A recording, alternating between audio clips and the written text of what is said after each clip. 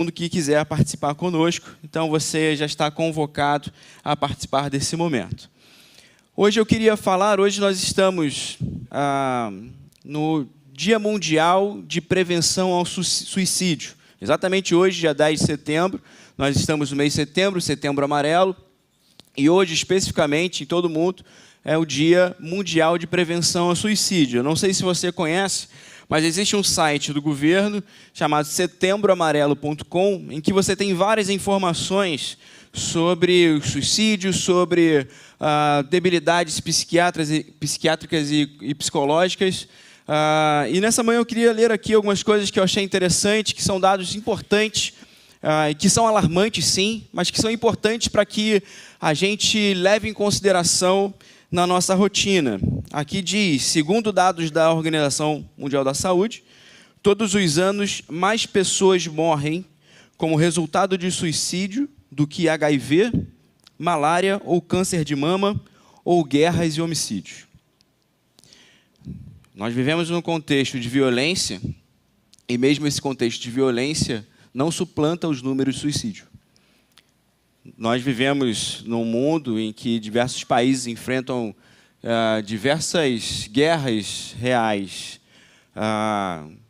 contra a violência ou contra doenças, epidemias, e essas epidemias não suplantam o suicídio. Continuando, entre os jovens de 15 a 29 anos, o suicídio foi a quarta causa de morte depois de acidentes de trânsito, tuberculose e violência interpessoal. Entre jovens de 15 a 29 anos. A única coisa que suplanta o suicídio são acidentes de trânsito, tuberculose e violência interpessoal. Segundo dados da Secretaria de Vigilância em Saúde, divulgado pelo Ministério da Saúde em setembro de 2022, entre os anos de 2016 a 2021, houve um aumento de 49,3% nas taxas de mortalidade de adolescentes de 15 a 19 anos, chegando a 6,6 por 100 mil, e de 45% entre adolescentes de 10 a 14 anos, chegando a 1,3 por 100 mil. Nos últimos 5 anos, houve um aumento de mais de 40% na taxa de mortalidade por suicídio entre adolescentes e jovens. E é por isso que eu preciso que a gente esteja no dia 29, no dia 30, no dia 1º, para saber como nós, como igreja, podemos apresentar a esperança do Evangelho para essa sociedade. Como nós, como igreja, já não estamos mais falando para um público do século XX, mas estamos falando, sim, para o século XXI, porque vivemos no século XXI. Nós não precisamos nos deparar e nos amedrontar com as mudanças, mas podemos acompanhá-las e podemos ser bênção no meio dessas mudanças. E digo que esse final de semana, do dia 29, e tudo aquilo que a gente faz como igreja pode ser extremamente relevante, porque, como tenho dito já há algum tempo, eu acredito que o Evangelho é uma grande resposta e um grande chamado à vida. Em essência, muito além, aqui colocaria muito além da ética, muito além da moral, muito além dos costumes, muito além da religiosidade, muito além dos ritos, muito além de tudo que você pensa de religião, quando vem logo a palavra religião na sua mente, quando vem a palavra cristianismo na sua mente, o que precisava vir antes disso tudo era vida. O Evangelho é, sim, um grande chamado à vida, uma grande resposta para a vida, um grande convite à vida. Eu resisto muito à ideia de falar sobre a essência do Evangelho, sobre o que é o Evangelho, porque o Evangelho é uma pessoa, e pessoas são complexas, e Jesus é mais complexo que qualquer pessoa aqui, porque é 100% Deus, 100% homem. Então, falar em essência do Evangelho, em dizer que isso é o Evangelho é muito difícil. Mas em essência, ou se eu pudesse abranger tudo que o Evangelho pode representar, o Evangelho representa a vida verdadeira. E se estamos diante de um quadro de morte, se estamos diante de ameaças de morte, se estamos realmente diante de um tempo difícil, em que angústia e ansiedade são duas palavras que acompanham muito o nosso vocabulário, se medo, se violência, se dificuldade, se temor do futuro, São coisas que acompanham diariamente o nosso pensamento. Nós precisamos da resposta do Evangelho. Eu quero falar sobre isso nessa manhã, especificamente um texto bíblico, na verdade um livro bíblico, me chama a atenção por essa ênfase à vida. O evangelista João, e você sabe que os evangelhos eles não são uma biografia. Os evangelhos são escritos muito tempo depois da experiência dos discípulos e dos apóstolos com Jesus. O evangelho de João deve ser datado, por exemplo, ali para o final do primeiro século. Então, bastante tempo depois daquela vivência ali, naturalmente isso aconteceu. Os discípulos estavam preocupados em viver o Evangelho, em iniciar uma comunidade relacional de fé. Depois eles começam a perceber que eles iriam morrer e eles começam a escrever. Eles começam a deixar esses relatos escritos. E é por isso que, bastante tempo depois, João, provavelmente, senta para escrever aqui esse texto. E desde o início até o final, a narrativa de João dá ênfase à vida. Se você puder, por favor, pegue sua Bíblia e abra no Evangelho de João. Eu queria inicialmente passar aqui por alguns textos do Evangelho de João e chamar a atenção sobre isso, para depois falar apenas sobre um verso.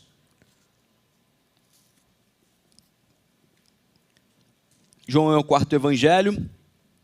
Você que está chegando à nossa igreja, a Bíblia é dividida em Antigo e Novo Testamentos.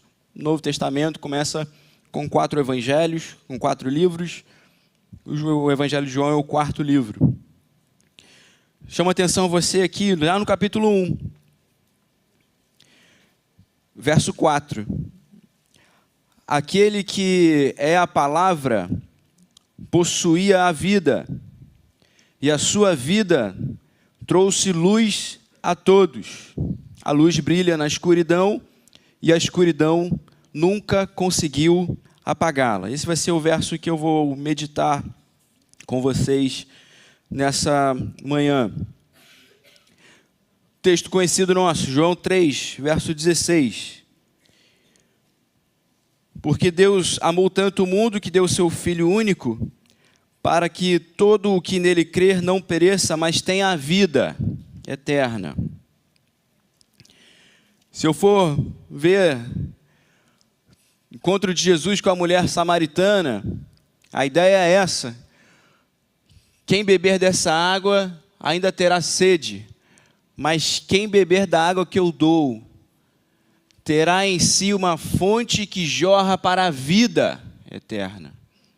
Se eu for olhar mais para frente, os próximos capítulos, Jesus diz que é o pão da vida. Quem come, quem prova dele, jamais terá fome.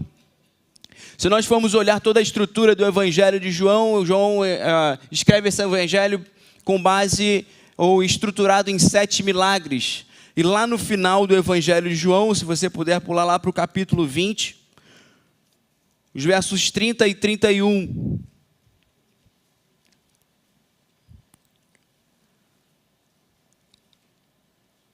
João diz assim, João agora está finalizando o seu livro e está dizendo por que ele tinha escrito esse livro.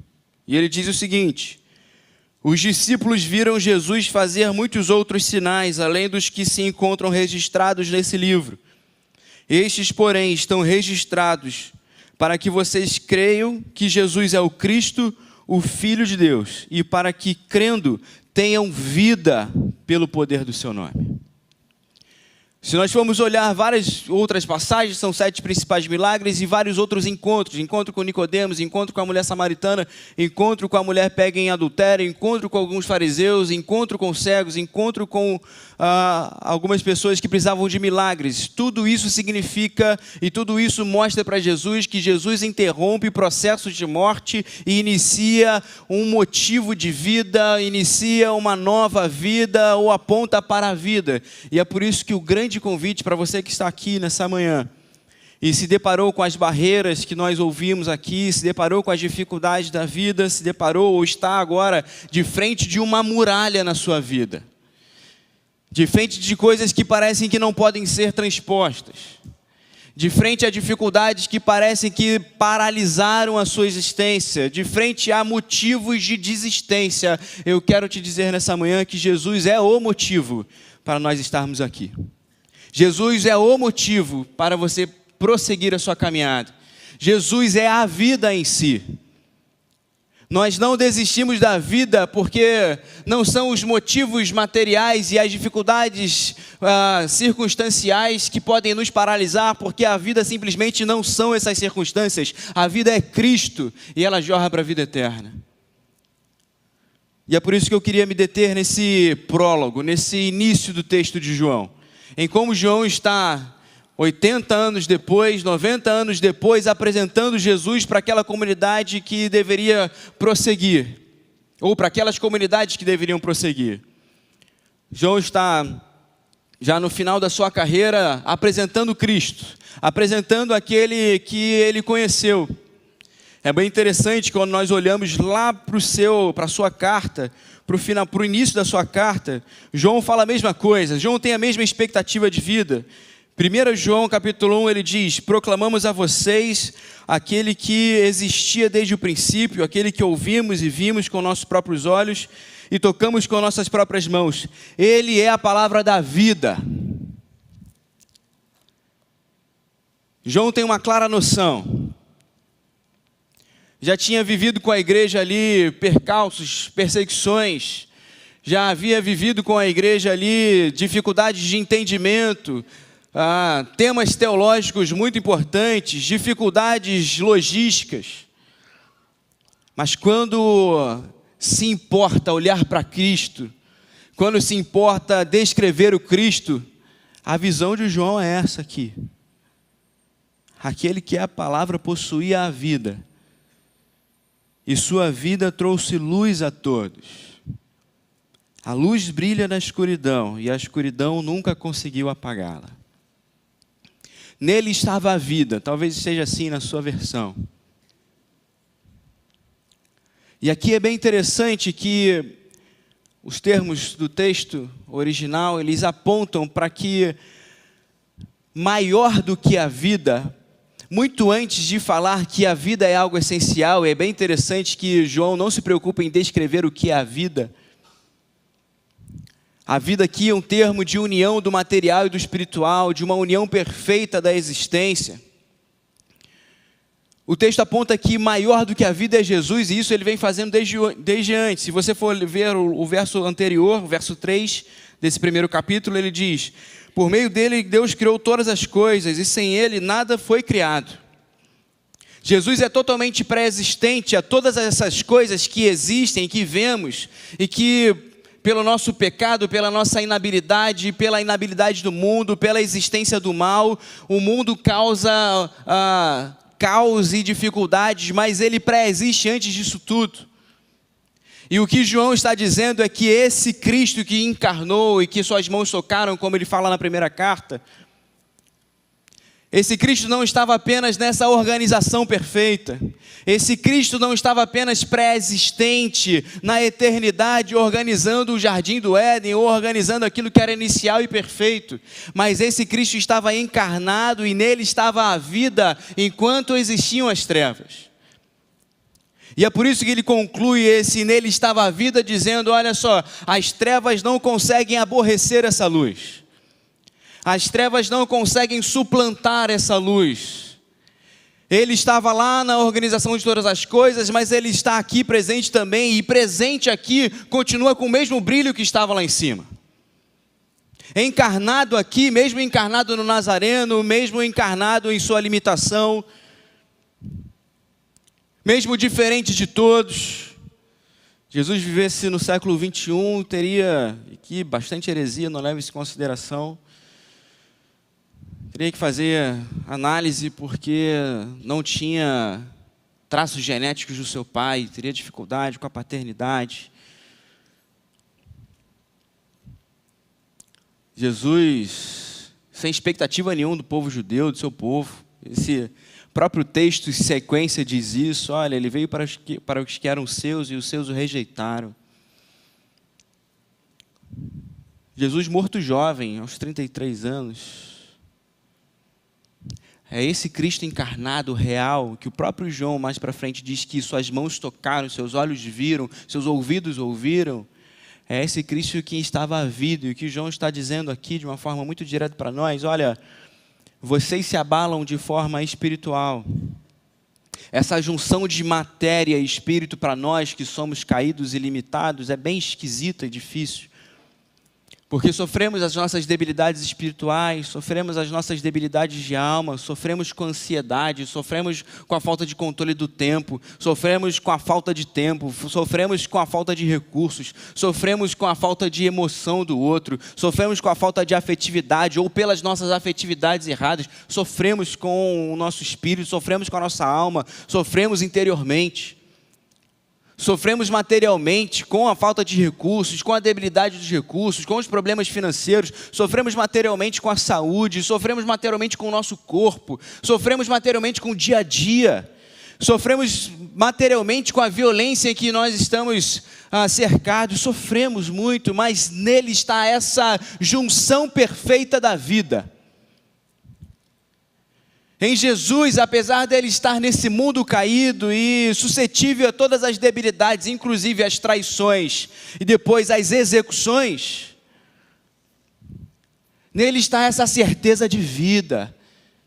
Nele, apesar do mundo abalado, apesar dos discípulos abalados, apesar das famílias abaladas, apesar das cercanias difíceis, nele está a vida concorrendo para um propósito ao qual nada pode o deter. Jesus está vivendo as debilidades que nós vivemos, mas não está em dúvida sobre si, não está em dúvida sobre Deus, não está em dúvida sobre a vida, porque nele está a vida, ele sabe o que é a vida. Ele nos mostra essa vida coerente com tudo que pregou e falou. E é por isso que ao final, ou nos preparativos do final, o texto que eu mais gosto na Bíblia, que é João capítulo 17, que me surpreende como um jovem, aos 30 e poucos anos de idade, diz: pai, chegou a hora. Esse texto me surpreende. E esse chegou a hora é: pai, eu estou muito perto da cruz. Eu estou muito perto do caos maior, eu estou muito perto do momento mais difícil, eu estou bem perto dessa dor que ninguém nunca sentiu, dessa dor existencial que somente o Cristo sentiu, de estar ali dando a sua vida em resgate de muitos, na minha vida e da sua vida. Mas ele está dizendo: pai, chegou a hora de vencer a morte para sempre, chegou a hora de dar um grito de vida, chegou a hora de dizer está consumado, chegou a hora que as pessoas poderão passar da vida para a morte, da morte para a vida, chegou a hora de libertar todos essencialmente, chegou a hora de doar a todos a vida que eu tenho, chegou a hora de, nele estava a vida, agora dizer que em você está a vida. E é por isso que a preparação dos discípulos anterior é: eu não vos deixarei órfãos, virá o Espírito Santo sobre vocês e a minha vida estará dentro de vocês. Essa é a grande expectativa de Jesus, de doar vida, de dizer: olha, está consumado, agora a morte já não os domina mais, agora há a possibilidade de derramamento do meu Espírito em cada um de vocês. E é por isso que João está no final do primeiro século dizendo: nele estava a vida. E eu sou testemunha de que nele estava a vida e agora a vida está em mim. Agora há essa essência de vida em mim, agora há essa organização interior que me leva para superar os obstáculos que são os mais terríveis, os mais difíceis, mas que me leva a prosseguir para a vida. Ontem, eu e Dani estávamos comemorando que, há um ano atrás, exatamente no dia 8 de setembro, a Dani estava entrando no centro cirúrgico para fazer a raspagem do útero dela após o segundo aborto que tivemos. E estávamos dizendo: chegamos aqui com vida e temos muita expectativa de vida. Louvado seja o nome do Senhor. A minha oração é que você veja isso, nele está a vida de Cristo em você, a vida do Espírito em você, Há nele essa organização da minha mente de que eu sofro debilidades materiais, eu sofro opressões espirituais, eu sofro dificuldades sentimentais, mas nele está a vida. E para muito além dos motivos de vida que Ele nos dá, das organizações éticas, morais, existenciais que Ele nos doa a própria vida dEle. E Ele motiva o nosso coração, e Ele arranca do nosso coração qualquer motivo de desistência. João está dizendo uma segunda coisa, que essa vida era a luz. Essa vida ilumina os homens. João está reconhecendo que os homens em si não são iluminados, eles são somente um reflexo da luz de Jesus.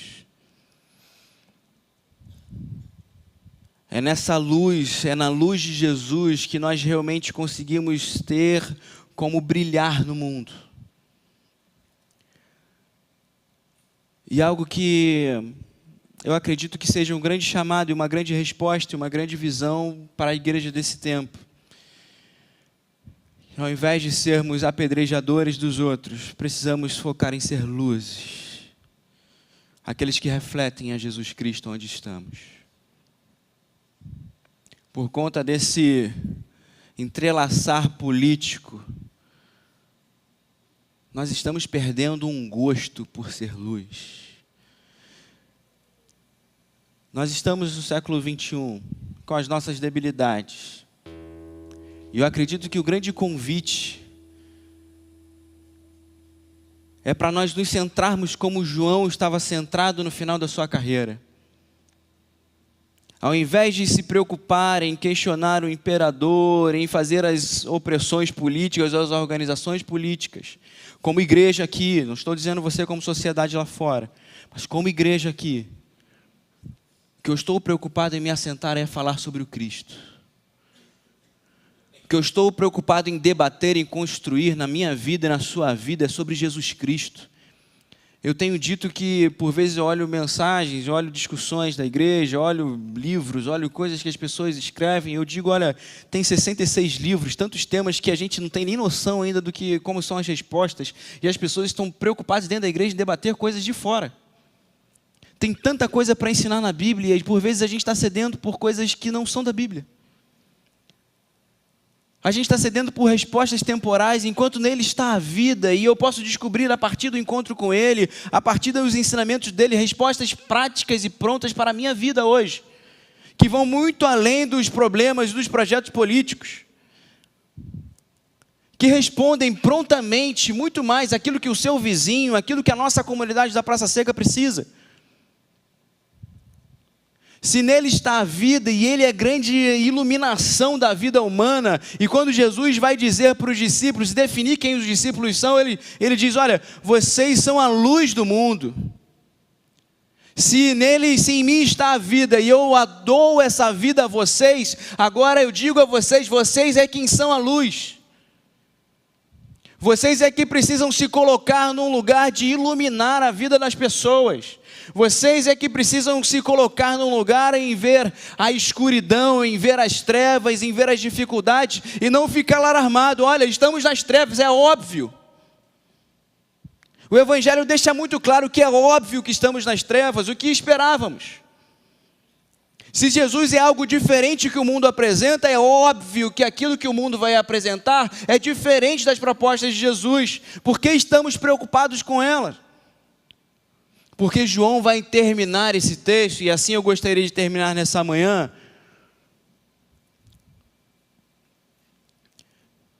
Se ele é a vida, e essa vida ilumina os homens, João termina dizendo, olha, e as trevas não conseguiram suplantar, as trevas não conseguiram apagar essa luz. Se eu fosse fazer uma tradução aqui, literal, carioca, Jesus transforma o sótão em laje. A palavra grega aqui é sótão, de escuro, um lugar embaixo. A escuridão que o evangelista está dizendo é um lugar em que a luz não consegue chegar. E esse lugar em que a luz não consegue chegar não consegue aplacar, não consegue ofuscar, não consegue diminuir a luz de Jesus.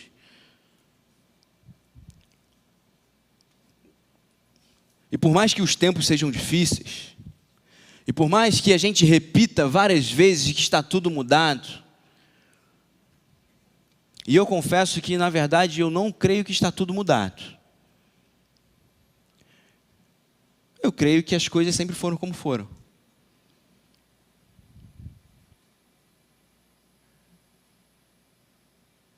As coisas não mudaram. Existem novas tecnologias que lançam luz aos mesmos problemas. Uma sexualidade desenfreada, uma violência, uma falta de amor com o próximo. Só que isso hoje em dia você faz de casa. A grande diferença é essa. O mal, a existência da maldade, a execução da maldade é a mesma, só que agora amplificado pelas redes. Os problemas de sexualidade chegaram em você quando adolescente. Os adolescentes estão vivendo esse momento agora, mas não é tudo diferente. Você viveu isso também. Os problemas de violência, os problemas relacionais estão ampliados, mas são os mesmos. Havia perigo na sua época. Havia falta de concentração na sua época, só não existiam milhares de telas e milhares de luzes. E apesar desse contexto tenebroso, o que João está falando sobre Jesus é que em qualquer contexto tenebroso, em qualquer violência que a gente sofra, em qualquer perda que nós soframos, diante de qualquer laço da morte, da escuridão, ou qualquer laço de problemas, não há nada que possa apagar a luz de Jesus. E essa é a resposta para a igreja. Enquanto eu não me concentrar na vida que há em Jesus, e me concentrar nos projetos políticos, nos projetos sociais, ou qualquer outro projeto que não seja Cristo, é óbvio que as trevas são grandes demais, porque eu não tenho capacidade de suplantá-las. Mas quando eu sei que a vida está nele, e eu me concentro nele, em ele iluminar a minha vida, ele mudar o meu coração, ele transformar as minhas trevas interiores, ele realmente me dar esperança e expectativa do porvir, aí sim há igreja, há espaço para a igreja, há habilidade para a igreja, há resposta a partir da igreja. Mas agora eu queria dizer uma segunda coisa sobre isso. Essa ideia de Jesus iluminando, essa ideia de que não existe caos no mundo e que consegue suplantar, que consegue aplacar ou apagar qualquer manifestação da graça de Deus, isso é do Gênesis ao Apocalipse, como eu falei no domingo passado. Fica muito claro, muito evidente para mim que a grande resposta bíblica, que esse Deus que está atuando em nós, Ele está organizando a nossa vida e organizando todas as coisas desde o início até o final. Porque quando há trevas, escuridão e terra sem forma e vazia, quando há só matéria, quando há só coisa obscura, sem sentido de existência, o texto bíblico diz, olha, e Deus criou os céus e a terra, e Deus organizou as coisas, e Deus deu propósito para as coisas, e separou os luminares, e fez com que as coisas estivessem em função, e fez com que as coisas corressem para um propósito. E quando nós olhamos para o Apocalipse, quando olhamos lá para o final, nós vemos ele falando, olha, eu vou fazer todas as coisas novas. Eu vou enxugar do rosto a lágrima, e haverá nessa cidade Nova Jerusalém um substancial rio que vem de mim mesmo, em que eu mesmo sustento e organizo todas as coisas, onde já não há mais essa inabilidade que existe no mundo hoje. Porque o grande objetivo e a grande função ou a grande ação de Deus no mundo é essa. De olhar as trevas que existem, de olhar os abismos que existem, de olhar as escuridões que existem e organizá-las. E minha provocação para você nessa manhã é que se Ele pode organizar o cosmos, o universo, Ele pode organizar a sua vida também. Se Ele pode, no final de todas as coisas, aplacar toda a maldade, exterminar toda a violência, tirar toda a dor, toda a doença, Ele pode fazer isso com a sua vida também, por mais que você ache que a sua escuridão é grande demais. Tem um autor que diz que não existe bagunça que Deus não possa organizar. E se por conta das suas bagunças,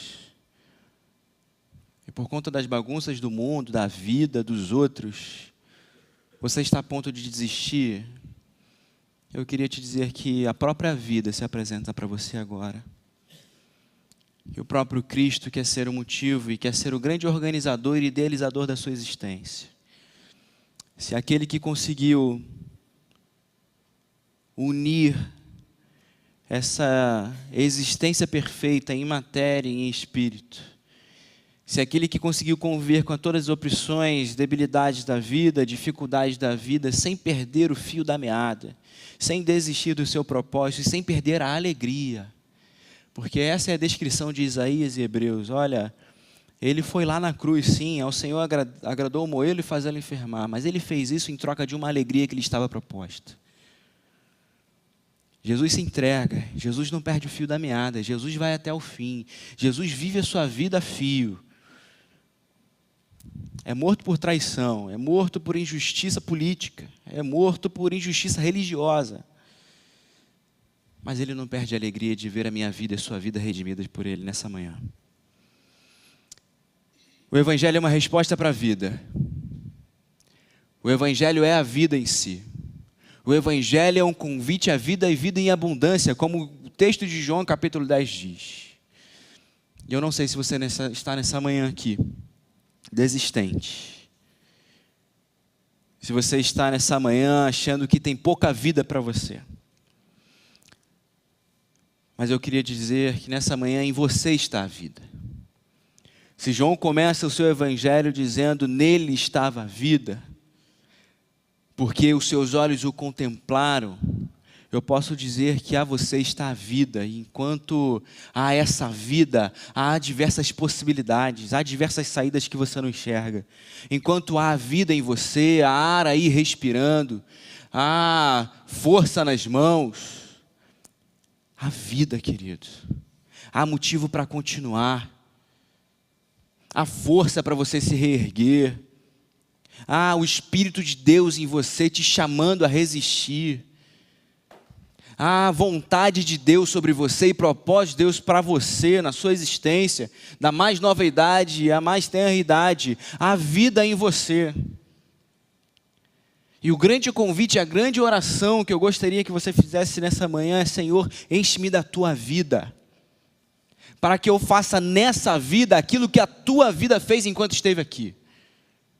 Senhor, enche-me da sua vida, para que essa vida que o Senhor tem, encha essa minha existência e eu exale, e as pessoas falem, olha, você é a luz de onde você estiver. Você é a luz da sua casa, você é a luz do seu trabalho, você é a luz da sua faculdade, você ilumina. Parece que existem trevas ao nosso redor, parece que existem dificuldades que você simplesmente não enxerga, porque a luz em você, a sua vida ilumina. E talvez muito além do que superar os obstáculos, existe um chamado de Deus para a nossa vida de iluminarmos o caminho daqueles que precisam também transpor conosco. Muitas vezes nós saímos dos obstáculos e olhamos para trás e vemos que pessoas ficaram no caminho. E o convite de iluminar é esse, de falar, olha, existem obstáculos, existem escuridões, existem sótãos, existem lugares profundos que parecem que não existem luz. Mas eu quero sair desse caminho, eu quero sair desse lugar levando outros comigo. Que você saia daqui certo disso. Há vida em você. Há vida em você. Eu nunca falei com fantasma, gente. E se você está aqui, eu estou falando com você. Espero nunca falar também. Você está vivo. Você está viva para a glória de Deus. Há vida em você. E ainda mais, há a vida de Cristo em você. Existe motivo. E existe força e propósito para você estar vivo. Não desista da sua vida. E o meu convite para você nessa manhã, de uma forma muito séria, é que se você está aqui e de alguma forma já pensou em terminar a sua vida, em resolver a sua existência terminando a sua vida, não caminhe sozinho. Eu nunca tive uma ideação suicida, mas pessoas muito importantes para a minha vida já tiveram. E eu sei quanto é angustiante, o quanto é difícil. Mas procure ajuda, não tenha vergonha. Procure socorro. Se você desejar, ao final nós temos lá a nossa banca de visitantes. Pegue um papel, anote seu nome, peça ajuda. Procure um psicólogo, procure uma ajuda médica. Boa parte das ideações suicidas tem a ver com debilidades de saúde, debilidades psiquiátricas. E você pode ter ajuda e auxílio nessa forma. Mas não desista da sua vida. Como eu falo para uma pessoa que eu muito amo, meu todo esforço é sempre usar tudo que eu tenho para resolver os problemas que estão na minha frente. Principalmente quando é um problema de saúde que atina contra a minha vida. Eu não vou poupar recursos, esforços para resolver os problemas. Tem sido assim com a nossa caminhada em querer ter filho. Tem sido assim com outras áreas da minha vida e outras áreas de pessoas que eu tenho enxergado. Então, você que está aqui nessa manhã, você que está na sua casa assistindo essa mensagem, que já pensou em desistir da sua vida, use todos os esforços possíveis para procurar ajuda. Não se canse, não se detenha, não tenha medo de pedir ajuda. Nós estamos aqui para isso também. Permita orar por você. Feche seus olhos. Senhor Jesus, eu te agradeço por nos dar vida, vida em abundância. Quanto de diversas formas a existência, a rotina, as circunstâncias por vezes nos desanimam, há o Senhor nessa manhã nos convidando para viver. Não simplesmente existir materialmente, mas para unir poderosamente essa existência física com a vida que há em Cristo Jesus. E eu te peço, Senhor, que Tu estejas no coração de cada pessoa aqui, reanimando a nossa existência, ressignificando a nossa existência. Dá vida à Tua igreja também, Senhor. Que não existamos somente materialmente, institucionalmente, que não sejamos somente bancos e paredes, Senhor, mas sejamos uma igreja viva, cheia da Tua vida. Nós te pedimos de uma forma especial por aqueles que sofrem nessa manhã, por aqueles que teimam em viver, teimam em enfrentar doenças como a depressão, a síndrome do pânico, teimam em vencer a angústia e a ansiedade. Ó Senhor, reveste-os dessa teimosia de vida,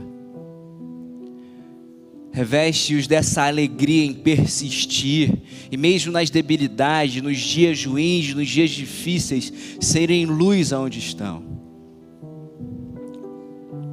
Reveste de significado e propósito a todo aquele que está enfrentando um grande obstáculo da vida, a todos aqueles que sofreram com perdas inestimáveis, a todos aqueles que passam por dificuldades financeiras que realmente tiram as forças, a todos aqueles que enfrentam tratamentos de saúde que são angustiantes, mas nos reveste da Tua vida, Jesus Cristo, nos enche da Tua vida, Espírito Santo, ao passo que possamos dizer: sim, Pai, chegou a hora. Chegou a hora de enfrentarmos os nossos propósitos e vivermos esses propósitos com alegria. Chegou a hora, sim, Senhor, de voltar para os nossos lares e encher nossos lares de luz. Sim, Senhor, chegou a segunda-feira, chegou a hora de voltarmos aos nossos trabalhos, certos de que Tu estarás conosco todos os dias. Enche, Senhor, a nossa vida da Tua vida, para que nenhuma escuridão possa aplacar a luz que há em nós. Essa é a nossa oração nessa manhã.